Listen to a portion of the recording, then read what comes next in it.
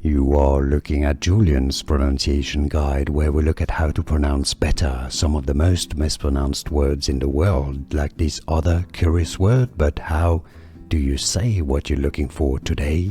Let's learn how to pronounce this word once and for all correctly, because I hear too many people mispronounce it. Indeed, if you want to learn more confusing vocabulary and more pronunciation, stay tuned.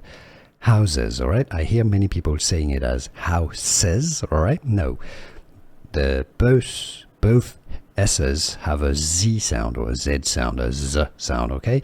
Houses, and that's for British English and American English pronunciations, okay? So that's the plural of the word house, alright? It's a house with an S sound, but it's houses with Z sounds. Houses. And now you know.